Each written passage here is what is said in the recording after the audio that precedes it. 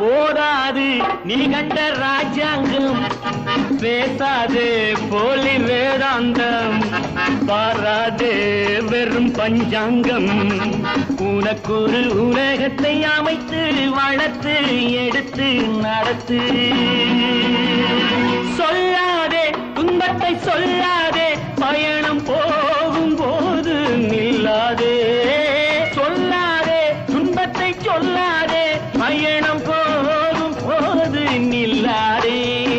நான் என்று பேர் சொல்லி நடைபோடு, வேறென்று கேட்போரை எடைபோடு.